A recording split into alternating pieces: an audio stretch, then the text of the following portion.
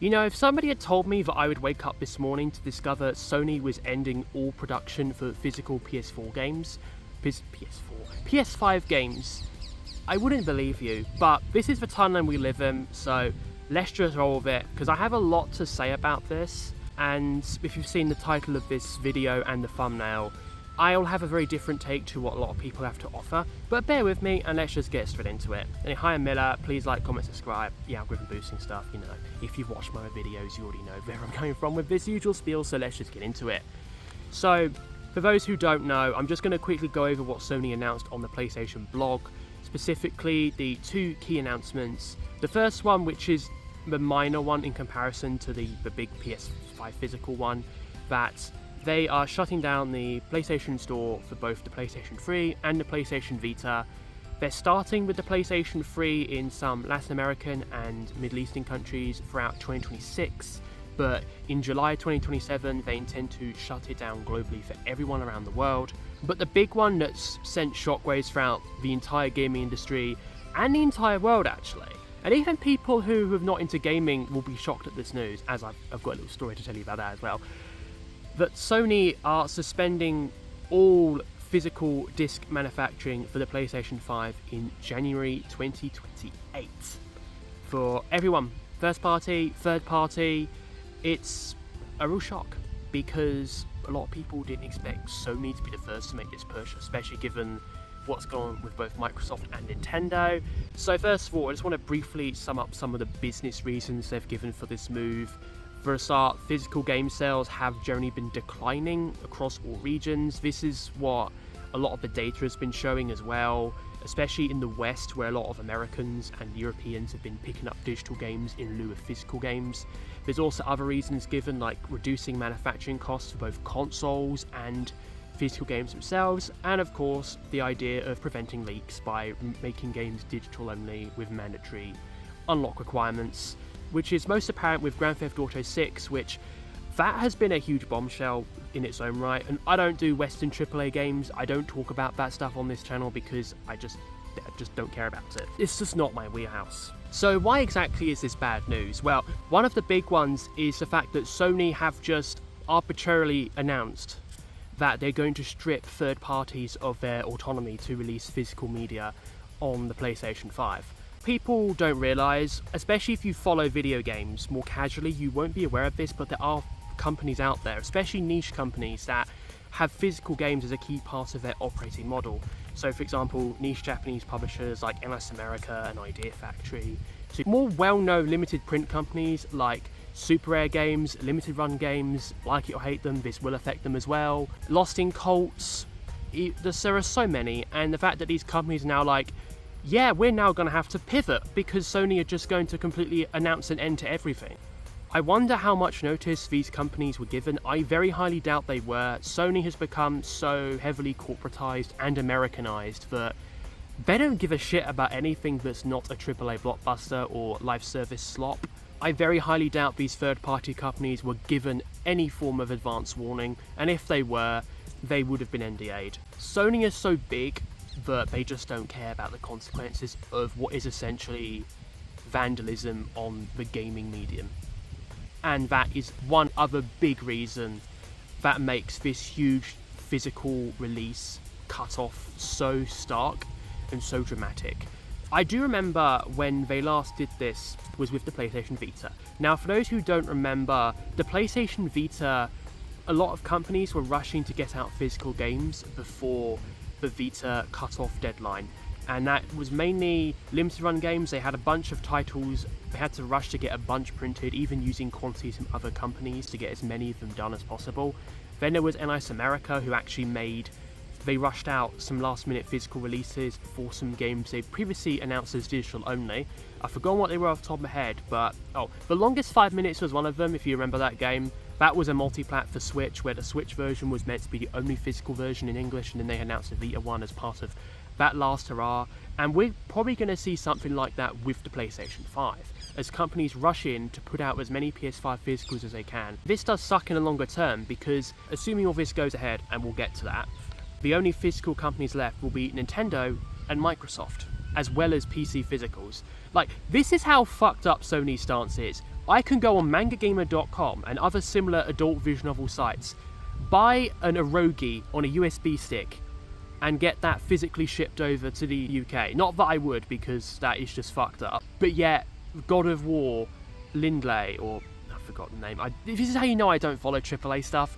But God of War, Lindley, and everything else will be digital only. Like, that is just fucked. Like, this is just how absurd it is that digital owners of adult visual novels can now get games physically that Sony will not. And even then, that market is shrinking as well. A lot of people have talked about how PC has become the... PC is like the textbook example of a physical format that's previously gone digital. And I do agree to a point, because Steam has made things much easier, but as time has gone on, we've still seen physical games on PC come out, mainly from, again, boutique visual novel publishers, but also from Kickstarters, other individual releases, and even some collector's editions and the likes of CD Projekt Red. But we don't have that option for PlayStation, because Sony are like, yeah, you're not going to release physical games on the PS5 at all. They've cut off that choice. They have stripped third parties of this choice. And that is one of the things that is incredibly damning and incredibly depressing. Oh, I have a dog that's distracting me. Yes, hello, mate. Just like Sony, there's always a curveball every day, and in that case, Sony is not a cute dog. Another bad thing about this is that the PlayStation Network is not really very good at digital purchases. Like, you can't gift games to friends, you can't buy third-party codes for games, you have to buy direct on the PlayStation Store. It's not a very consumer-friendly platform for digital games compared to Steam, and that's something else that a lot of people don't like about it. Sony have also arbitrarily delisted games before. There's of course the whole PT situation from many years ago. Well, that was more Konami, but Sony obviously would have approved that. But then there's also cases like the most recent delisting of 50 plus films from users. Sony have recently been like, yeah, the license expired, we're just going to strip it from your library. Tough shit. This will also further contribute to the demise of PlayStation as a serious console brand among a lot of core gamers. We've already seen this a lot with how Sony have just completely treated Japan Studio like shit, shut them down, the live service stuff has not paid off, and so many things are more widely known. But one of the big things the PlayStation 5 still had above the Xbox and Nintendo Switch 2 is the fact you could guarantee you could get physical games for it still. And the majority of the time, especially for niche stuff, it would all be on the disc, aside from a few minor patches. And now that Sony are taking that away, there's now even less incentive to care about the PlayStation 5. It will also lead to a lot of people just losing interest in PlayStation in general, or even modern gaming. There's so many issues in modern gaming that people are increasingly going, yeah, I don't want to participate in modern gaming anymore, or I don't want to do this anymore, I don't want to buy PS6 or Xbox Series 2 or Switch 2. We're just going to turn to catching up on the never-ending backlog, or turning over to piracy. I do believe piracy is going to skyrocket in the next few years because more and more people are just losing interest in modern games and do not want to pay for inferior versions of products. And not that I'm condoning it, but that is the logic that a lot of people, especially outside of the global north, are going to come to, because gaming is getting more expensive for less rewards. So this is a part of the video where a lot of people are probably going to start disagreeing with me here, but bear with me because a lot of this is very important. This outcome is not inevitable. Now, what do I mean by this? So there's generally a lot of doom and gloom regarding the games industry at the moment. Much of it is understandable, but I do think it's a bit too fatalistic. Like, people are going, oh, we're going to have an all digital future. Like, the amount of comments I've seen online from across the gaming community this morning, ever since the news broke, have been treating it as, oh, the all digital future is finally here. Oh, this outcome was inevitable to begin with. Oh, I'm really sad to see this. And not that I'm going to argue that that perspective is invalid. I kind of see a lot of this fatalism regarding the all digital future as one way that the gaming industry equivalent of capitalist realism manifests. Capitalist realism is a theory that is more relevant in the world of economics, but given how many of the gaming industry's problems are caused by capitalism, it's very relevant here. It's essentially the idea that people are so used to the status quo and the systems they live under that they can't imagine an alternative. It just doesn't click to them. And in this case, not only is capitalism the theory that it describes, and it does actually describe it, but the all-digital future, the companies that are pushing down on everyone in the industry, and even outside of it, it feels inevitable, so people believe it's inevitable. when in reality it's not. And we have already seen some proof of this. Now, when I last made videos touching a bit on sustainability and wider gaming industry stuff, this was before Stop Killing Games managed to have some successes. They've managed to get into the European Parliament and actually talk to lawmakers, and the same applies in the state of California. Now, there have been a bunch of setbacks since then, but as part of movement building and campaigns, this stuff is perfectly normal. There's going to be successes, there's going to be fallbacks, but the way of trajectory is generally, in terms of game preservation, positive in the longer term. So, a couple of years ago, Stop Killing Games was only just getting started. And the fact that they've managed to get to this point and help change the conversation, including with Ubisoft and the crew, was itself a huge achievement.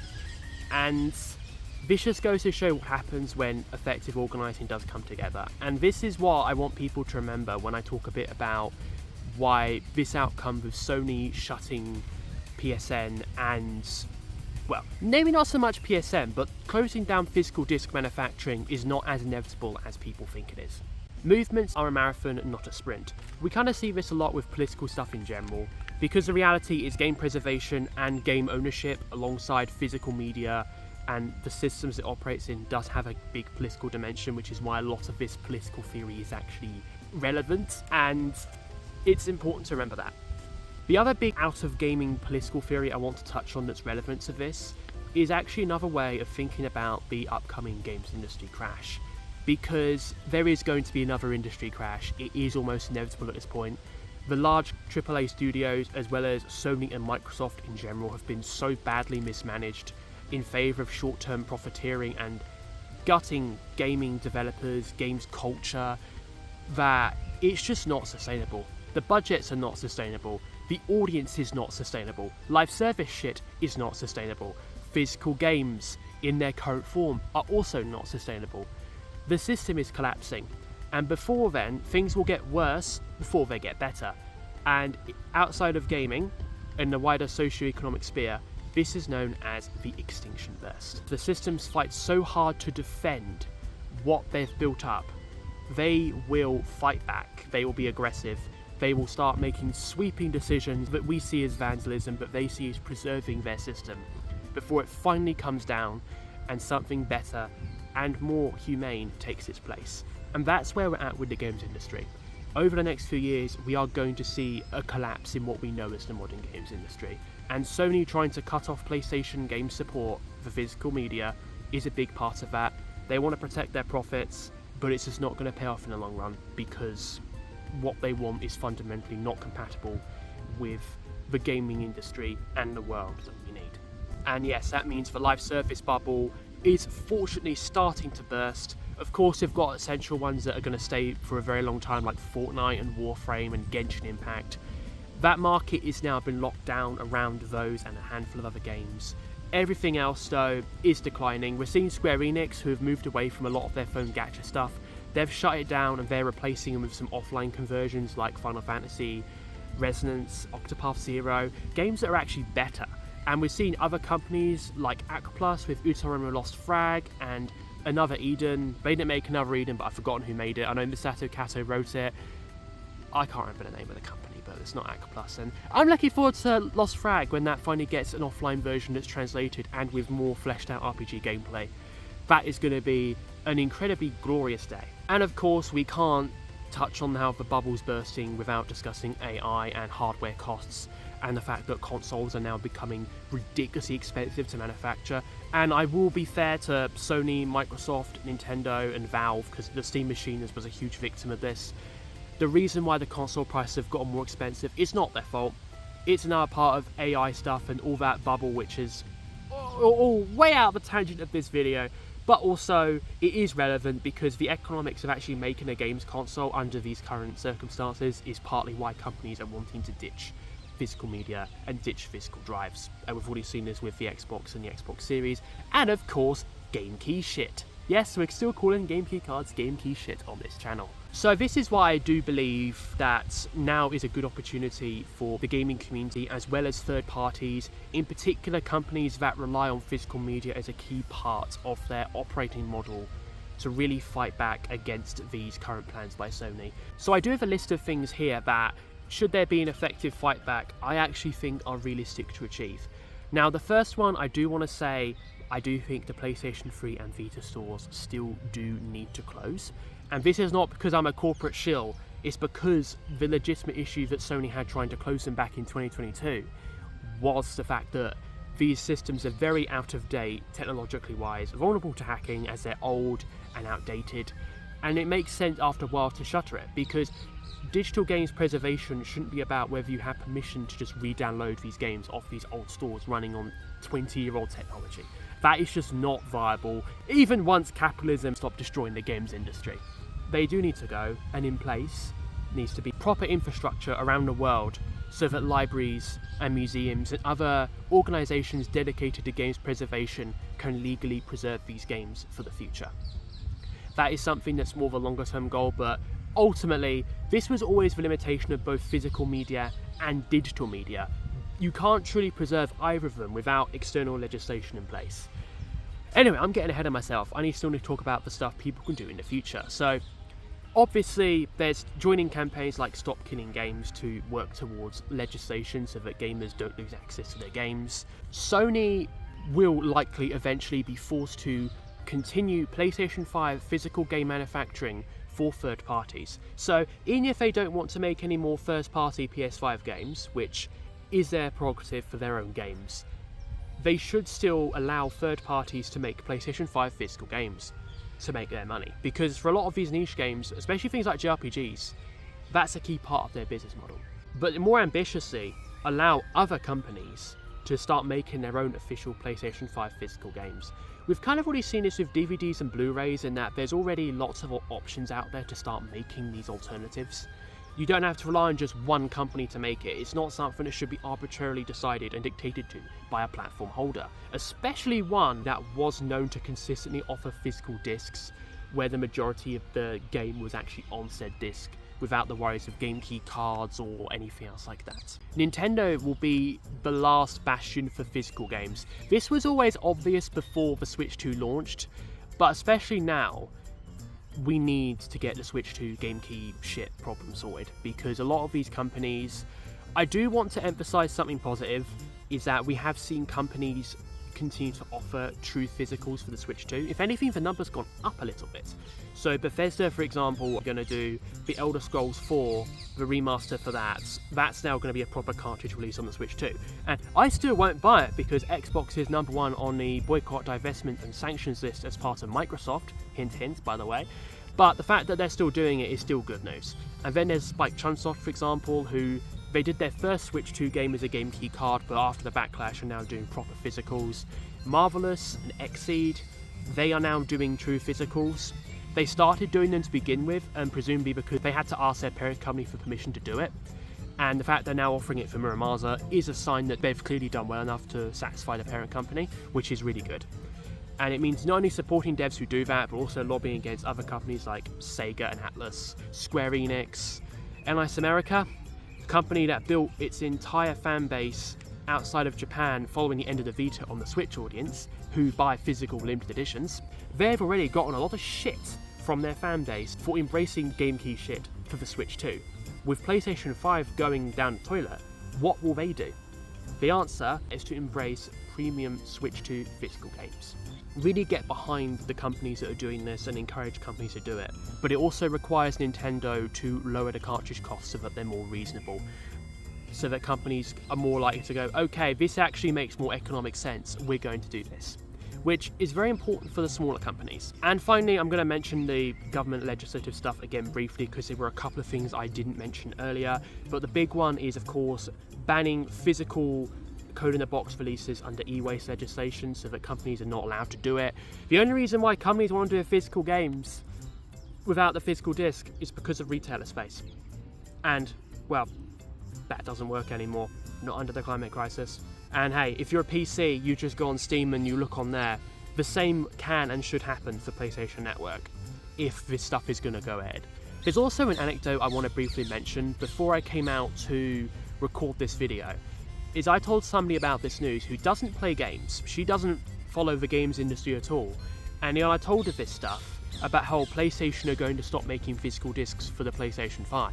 Her first thought was, so it's just going to be like streaming them. And I told her about the all digital stuff and ownership, and she could see it was a bad thing.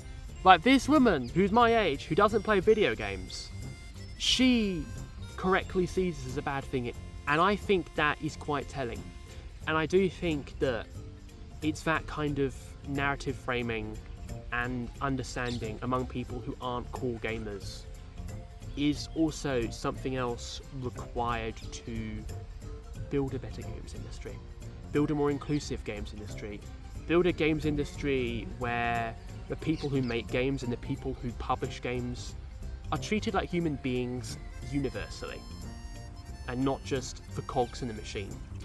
I also want to just emphasize, I think it's important to not give in to the negativity and despair regarding the idea of an all digital future, and really working towards addressing some of these other issues. As mentioned before, I did make a couple of videos a couple of years ago about sustainable game collecting and importing, and I wanted to make more stuff touching on this, so that's one of the reasons why I've come out today to record this. A bit impromptu, because I do want to start making discussions on this kind of thing again. So if that interests you, please like, comment, subscribe, or if anything else I do on the channel interests you, please like, comment, subscribe as well. Just remember that the future these companies want to sell to us regarding gaming and physical media and digital media is not inevitable. It is a future that can be changed and shaped by those who play games, those who appreciate games, and those who love games. And that is what's most important out of everything right now. That's gonna do it for today's video. Thank you so much for watching. If you want to see more content like this, or anything else I do on the channel, like the fan translation series, which itself is game preservation, please like, comment, subscribe, algorithm boosting stuff, etc. Thanks so much, everybody. Have a lovely day. Bye bye.